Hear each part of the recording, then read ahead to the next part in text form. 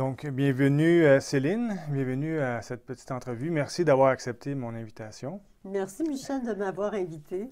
Ça me fait vraiment plaisir et puis je suis sincère de dire que ça me fait plaisir de t'inviter et de te recevoir pour pouvoir te poser des questions, surtout sur le thème qui nous intéresse, là, sur là où où je veux arriver, la poésie, l'écriture, l'art, ben, c'est quelque chose qui fait partie de toute ta vie. Oui, c'est vrai.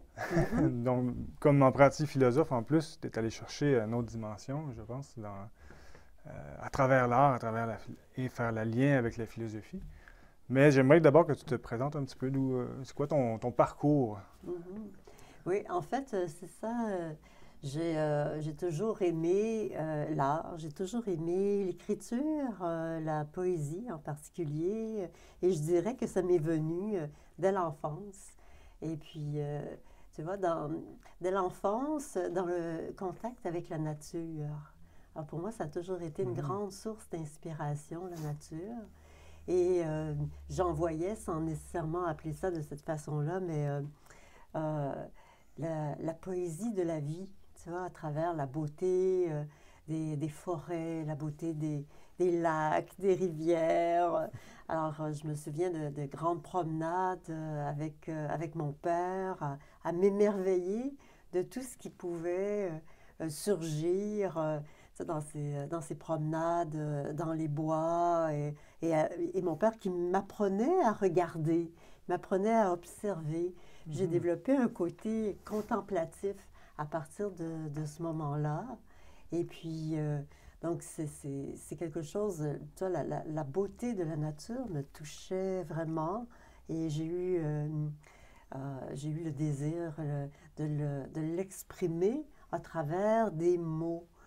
Et puis un jour, une histoire assez incroyable m'est arrivée. J'ai trouvé une machine à écrire. Comme Mhm. ça, alors que je me promenais dans les bois, tu vois, Ah c'est ouais, dans les bois en plus, dans c'est... les bois en plus, oui, c'est ça. Alors, donc c'est assez particulier. Je l'ai ramené à la maison. Bon, j'avais 8-9 ans à cette époque-là. Et puis donc là, j'avais une première machine à écrire, c'est incroyable. Et j'ai commencé à dactylographier des chansons. Des chansons tu vois, que j'aimais, que mes parents nous apprenaient. Et puis après ça, j'ai commencé à composer des chansons sur la machine à écrire. Ben, ça a été Wow. ça, un premier contact avec la poésie, avec l'écriture. Et ça ne m'a jamais laissé. Mhm. C'est toujours resté avec moi. C'est presque un aspect magique de marcher en forêt, rencontrer une machine à écrire. Donc, Oui, ensuite... je pense, oui, il y a un côté assez particulier à ça. Ah, ouais, c'est euh, ouais, des coïncidences de la vie oui, qui ont été bienvenues là, dans mon existence et qui m'ont permis de révéler quelque chose qui m'habitait. Mhm. Il y a cette recherche comme tu en as parlé, de marcher en forêt, rencontrer la nature et vouloir comprendre. C'est un peu la voie du philosophe, d'observer la nature. Comme disait Thalès de Milet, je pense, qui est un philosophe pré-socratique, peu importe, mais qui disait, ben, si tu suis la nature, c'est peut-être pas mot pour mot, mais si tu suis les lois de la nature, elle te reconnaîtra comme un des siens et tu participeras au plus grand, ou à la nature, en fait. Oui, je trouve que c'est vrai qu'il y a une profonde inspiration et après, quand j'ai fait des études littéraires, par exemple, tu sais, je suis toujours restée sensible à ce qu'on nomme la poésie de la vie. Pour moi, l'écriture, la poésie, par exemple, plus particulièrement, a jamais été dominée par bon, ben, une forme littéraire, tu sais, en tant que telle, mais plutôt tu as un mystère, une beauté dans la vie, un- une musique. Tu vois, c'est ça aussi dans la nature que je percevais, tu sais, très jeune. C'était cette musique de la nature. C'est comme une musique qui s'entend dans le Mhm. silence. Tu vois, alors ça, dans la pratique de l'écriture, dans la pratique de la poésie, dans la lecture de la poésie, c'est comme si je retrouvais ce silence qui t'amène à une autre musique. Et c'est ça qui m'a toujours inspirée. Comme la musique de l'âme, écouter la voix du silence. Bon, on n'en parlera pas dans cet épisode-ci, mais c'est un très beau texte du Tibet. Mais tu parles d'écriture et de poésie. Est-ce que pour toi, pourquoi c'est important la poésie? La question peut être large, mais pour toi, qu'est-ce que tu vois d'important? Alors, ça, c'est ça. Donc, c'est cette beauté de cette musique intérieure. Tu sais, il y a cette phrase, tu parlais de la voix du silence. Donc, c'est ce silence qui permet d'entendre une musique intérieure. Tu vois, et Shakespeare, il dit quelque chose de très semblable. Il dit, la poésie, c'est la musique que chaque personne porte en elle-même. En fait, c'est beaucoup plus naturel qu'on peut le penser. Tu sais, à travers des études littéraires, j'ai rencontré le formalisme, des approches très, je pourrais dire, intellectuelles, des définitions de ce qu'on considère comme la poésie et qu'on considère comme l'écriture, mais avec le référentiel que j'avais de ma sensibilité, je me suis intéressée plus. Tu vois, j'ai toujours voulu garder ce contact avec cette musique de la vie, cette musique de l'âme. Et donc, avec les études, tu vois, alors je me suis intéressée à l'étymologie. Et puis, poésie, ça veut dire créer. Ah, intéressant. Oui. Alors, c'est plus large qu'on peut le penser. C'est en relation avec la création. Et là, j'ai continué à fouiller un peu ce thème-là. Puis, donc, tu vois, ça m'a amené aux origines. Tu vois, par exemple, poésie, c'est un mot qui vient de la Grèce ancienne. Et dans son étymologie, il veut dire créer. Créer. Et au départ, la poésie n'était pas séparée de d'autres formes d'écriture ou encore même, je pourrais dire, de d'autres formes d'art. Intéressant. Elle était rattachée à la création en général et elle incluait, par exemple, les arts de la scène, comme le théâtre, la musique. Il n'existait pas la musique séparée des mots. La musique était toujours associée aux mots. Et donc, les mots n'existaient pas seuls non plus sans musique. Il y avait tout cet art oratoire qui était rattaché à ça. Donc, ça, c'était une grande source d'inspiration aussi pour moi, cette découverte-là. Ben, j'imagine. Et plusieurs anciennes traditions, ben, justement, la transmission se faisait par souvent les chants, qui étaient des histoires racontées. On pense à la Théogonie d'Hésiode, je pense, de la Grèce ancienne, où toute la création de l'univers était racontée sous une forme d'une histoire, qui était en même temps un chant. On pense à ce qu'on voit, la Bhagavad Gita, qui dit le chant du Seigneur, qui était raconté aussi avant d'être écrite. Et ça remonte à la nuit des temps, donc il y avait à la fois ce sens du vrai dans les mots, et le sens du juste, et le sens du beau. Ce qui, c'est comme Platon va nous en parler plus tard dans l'histoire, avec l'éducation globale ou intégrale de l'individu ou de l'être humain, avec gymnastique, et avec la musique, et avec la philosophie. Donc la gymnastique pour le corps physique, mais aussi pour comment se structurer et tout ça. La musique pour s'inspirer, pour se mettre au contact de l'harmonie, et puis la philosophie pour les lois de la nature. Donc, peux-tu nous parler un peu justement de cette éducation selon Platon?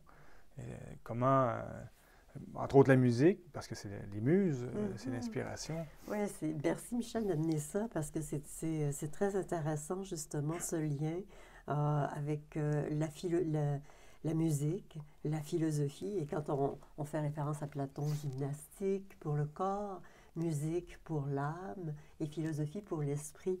Et déjà, Platon, il disait que la plus haute musique est la philosophie.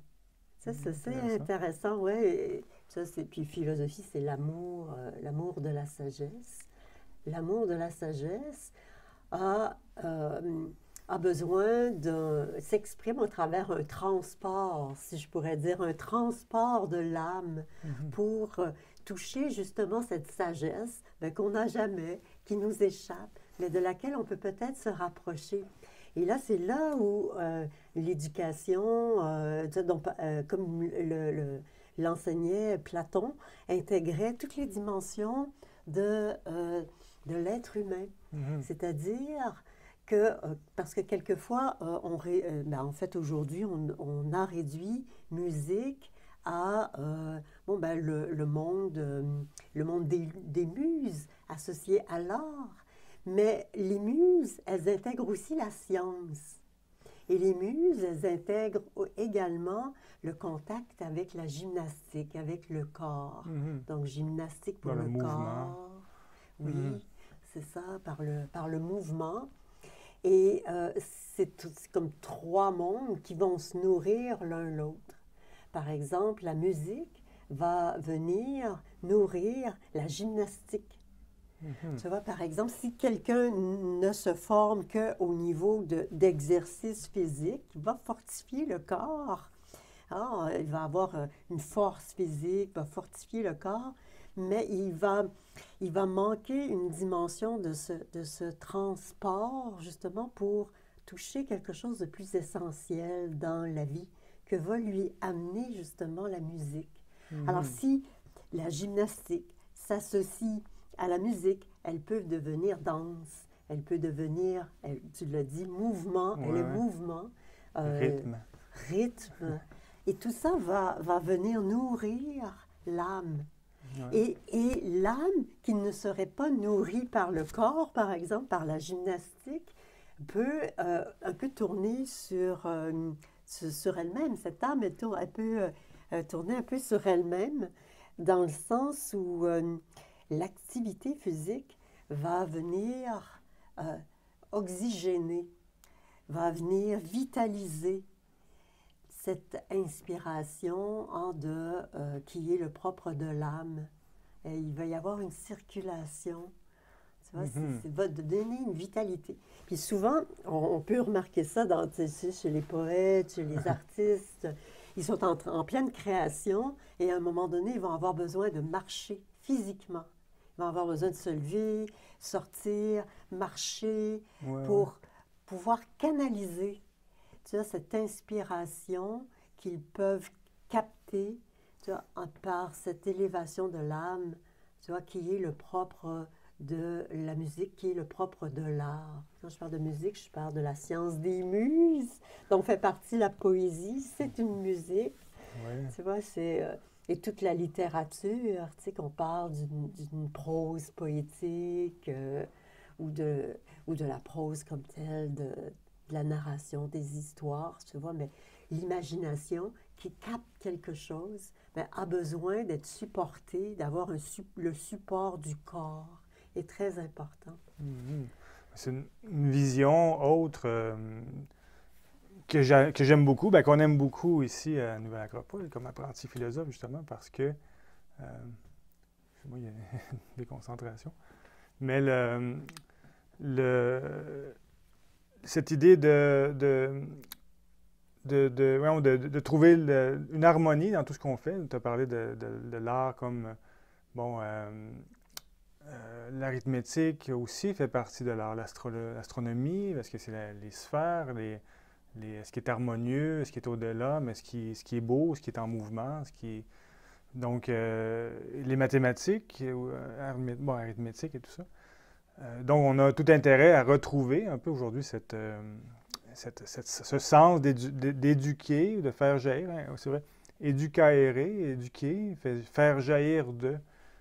Et je trouve que ça touche qu'est-ce que tu dis avec, la poésie fait jaillir quelque chose de l'être humain. Quand c'est beau, c'est harmonieux, c'est quelque chose qui nous inspire, qui fait ben, qu'on veut faire, qu'on veut devenir, qu'on veut aller vers et qu'on veut éveiller et s'élever comme être humain.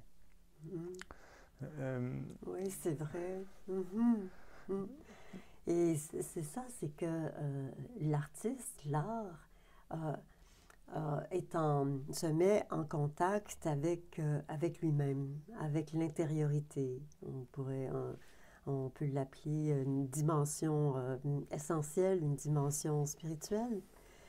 Et donc, il capte quelque chose qui, euh, qui est l'essence. Tu vois, je pense, j'aime bien les mots de Saint-Ex, on y revient souvent, mais quel grand poète, Antoine de Saint-Exupéry, hein, tu vois, quand il dit l'essentiel est invisible pour les yeux, on ne voit bien qu'avec le cœur.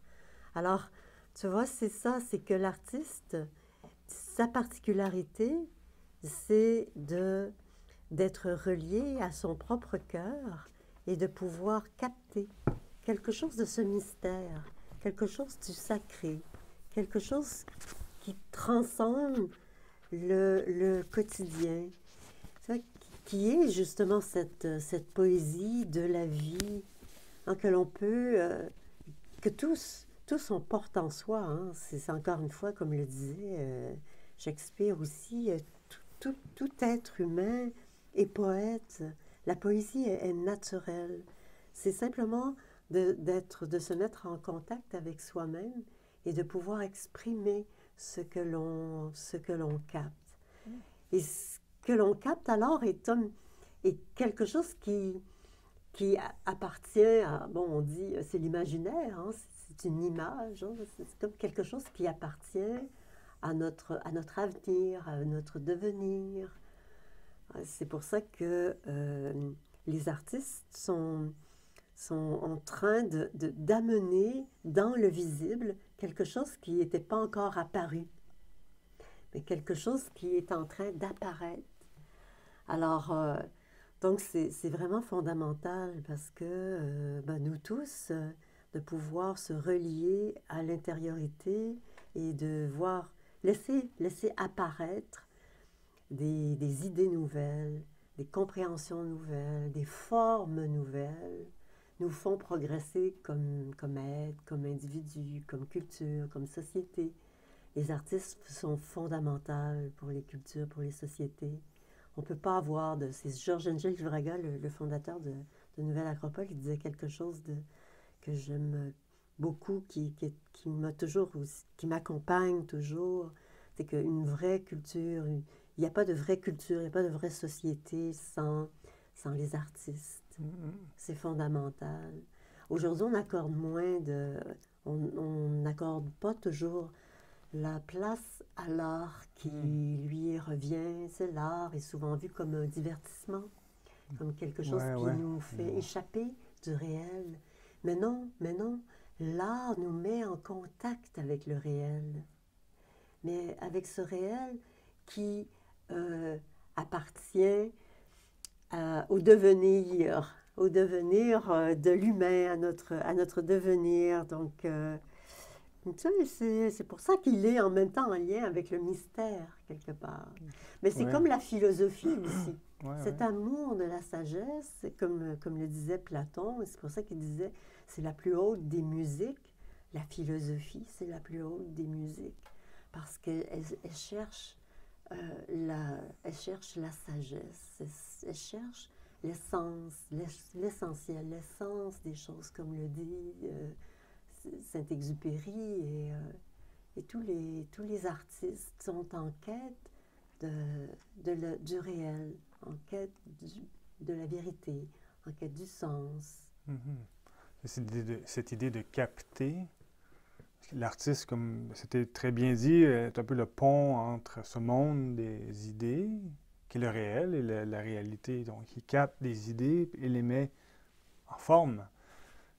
C'est très beau parce que dans l'art, les artistes classiques de l'Antiquité, la Renaissance, ils disaient, à travers une pierre, ils voyaient la statue qui était là. Ils captaient une idée, j'hésite à employer le mot, mais il y a un peu l'idée d'un archétype, Il le voit dans la roche. Il faisait seulement détacher la statue qui est à l'intérieur.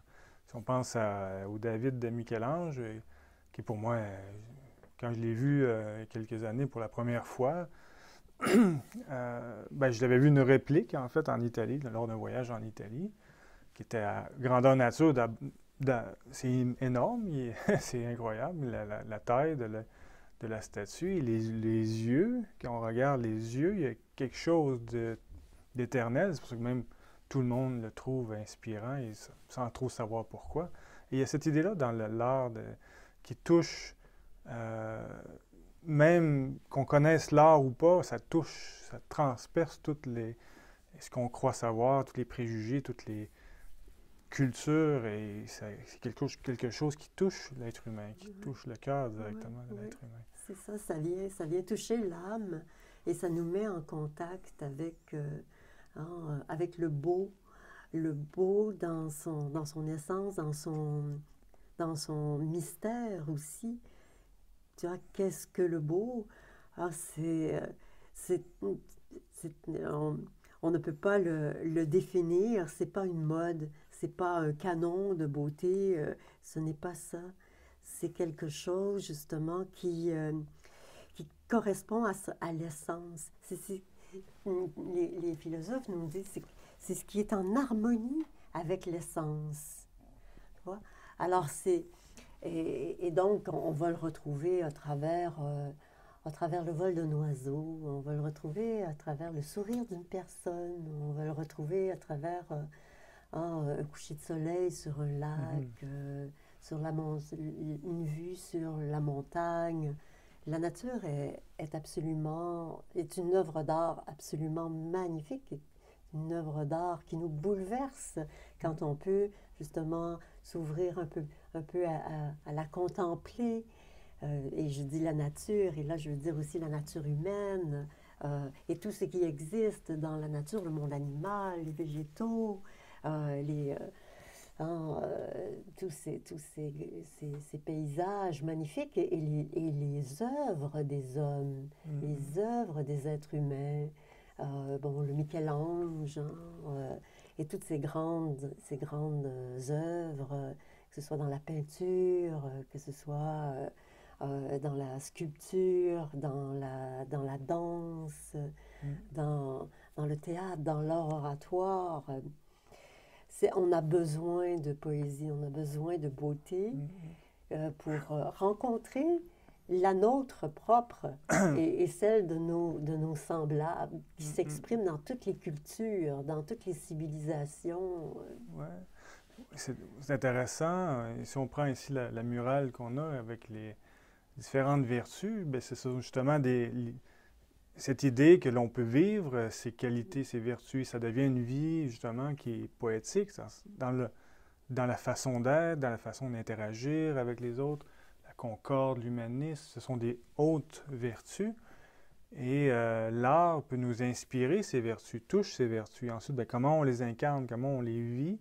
Et c'est ça un peu notre chemin de philosophe, d'arriver à transcender un peu un état qui est comme il est. Quand on arrive, on vient au monde, on devient avec nos qualités, nos défauts, mais il y a quelque chose qui nous inspire à aller au-delà, à faire un pas de plus vers quelque chose que l'on croit meilleur, mieux et meilleur, mais selon nos propres critères à nous. Et l'art touche ces éléments-là, d'éveiller ce qui est le plus élevé en nous. C'est pour ça que je trouve intéressant ce que tu dis avec ce qui peut se refléter par nos actions, par comment on vit. Ça devient une vie harmonieuse et poétique. Et ça me fait penser, je fais une parenthèse, mais le film Le Dernier Samouraï, qui est un magnifique film, qui présente la vie des samouraïs dans le film, et il les décrit comme justement des gens qui mettent de la discipline dans tout ce qu'ils font. Même le thé, servir le thé est un art, c'est devenu la cérémonie de thé, mais l'idée c'est mettre de la beauté dans le geste, de quelque chose de si simple que de servir le thé. Et là, ça devient ça devient d'un autre monde, quelque chose de beau et de raffiné. Et ça nous amène à nous à être concentré, à aller au-delà de nous-mêmes. Oui, c'est ça, pour perfectionner cet art, pour arriver à cette harmonie, à cette beauté, ben souvent, ça demande justement cet aspect de, d'un combat intérieur. Tu parles du dernier samouraï, tout à fait, c'est exactement ça, parce que c'est cette image qu'on va rencontrer aussi dans les textes de l'Inde ancienne ou d'autres, mais tu vois, où il y a, on parle du poète guerrier, ou dans les civilisations, comme chez les Mayas ou d'autres cultures, c'est et l'artiste va aussi, le philosophe, tout comme le philosophe, va vivre aussi ce combat intérieur pour arriver à un état euh, plus harmonieux, pour arriver à exprimer justement cette beauté qu'il sent, pressent, mais qui demande un courage, qui demande je dirais, un travail intérieur pour dépasser des peurs, pour dépasser des limites, pour dépasser des discordes ou des choses qui ne sont pas harmonieuses à l'intérieur de nous, pour arriver à sculpter la pierre. Eh bien, il va y avoir des mouvements, on va chercher le geste qui est juste. Et c'est la même chose au niveau de la poésie, pour arriver à cette musique des mots. Il y a certains auteurs qui ont travaillé 20 ans sur un même texte. C'était le cas de Saint-Exupéry pour Le Petit Prince. 20 ans à travailler le texte pour arriver à la musique parfaite. Alors, parfaite. Mais ça n'existe pas peut-être, mais c'est un équilibre. C'est cette harmonie. Donc, alors, on ne l'atteint pas. L'humain n'est pas parfait, mais on peut s'en approcher. Et puis, donc, mais ça demande un courage. Tu parles de cette fresque avec toutes ces vertus qui sont illustrées. Oui, tout comme le travail du scientifique, hein, qui 100 fois revient sur l'expérience. Tu vois, comme le travail du philosophe, qui purifie, qui raffine, qui approfondit les idées pour arriver à à un peu plus de justice, un peu plus de justesse, justesse dans la musique. Alors, ça prend beaucoup de courage. Oui. Ça demande ça me fait penser aussi à la chapelle Sixtine, je pense que c'était Michel-Ange aussi, où il a passé 16 ans au plafond à peindre le plafond de 16 ans quand même pour le faire. Aujourd'hui, à l'ère de l'instantané, on ne peut même pas imaginer passer 16 ans de sa vie à peindre un tableau. Et on voit aujourd'hui, combien d'années, 500, 600 ans plus tard, c'est toujours admiré par des milliers de personnes par année, et c'est toujours aussi grandiose.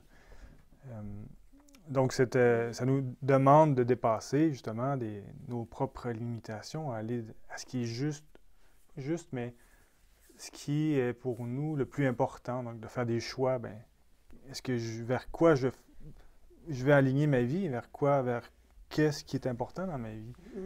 Et c'est pas l'art de faire tel art qui est important, mais c'est qu'est-ce que je veux faire rayonner au travers cette pratique-là. Tout à fait, tout à fait. Alors, il va y avoir des aptitudes, il va y avoir des talents que l'on peut pressentir, chacun d'entre nous. Hein. On peut tous, on peut tous être artistes dans les dimensions de notre vie. Hein. C'est un art. L'artiste, en fait, c'est l'art de vivre. Ouais. La philosophie, c'est ça aussi, c'est l'art de vivre. Mais toujours, tu vois, c'est ça, que l'on soit scientifique, que l'on soit artiste, que l'on soit philosophe, ça peu importe. Il y a des métiers qui s'y rattachent. Ce qui est le moteur, tu vois, c'est le moteur pour s'approcher du beau, du vrai, du juste. C'est toujours cette quête de la vérité. Cette quête du sens, cette volonté de comprendre. C'est ça, c'est pas l'art pour l'art, ou l'œuvre pour l'œuvre, Non, c'est ça. ou les idées pour les idées, chez le philosophe, par exemple. Non, Ouais. c'est vraiment la volonté de comprendre, de voir qu'est-ce que c'est qu'est-ce Ouais. que c'est le sens de la vie, qu'est-ce que c'est le sens de ma vie, mais qu'est-ce que l'univers, mais qu'est-ce que la vie? C'est quoi cette musique qui est là? C'est vraiment un mystère. Et dans tous les métiers, ce qui est beau aussi dans les métiers de... Peu importe le domaine dans lequel on va œuvrer, on peut toujours mettre un peu plus de beauté dans ce qu'on fait, même dans un métier manuel qu'un métier plus intellectuel, mais de passer même la mop. J'ai déjà vu quelqu'un passer la mop, et c'est un magnifique travail, un des plus importants.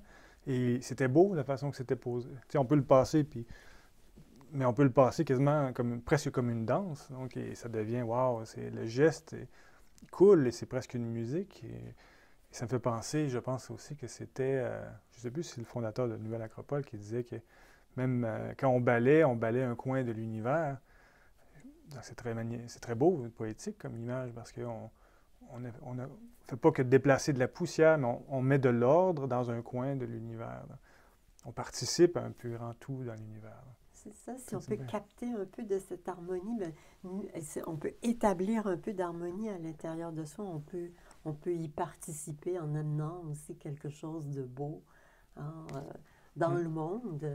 Et on en a vraiment fondamentalement besoin aujourd'hui. Oui, oui. On a besoin de réenchanter le monde, hein, comme disait une de nos revues il y a quelques années. Oui, c'est vrai, réenchanter.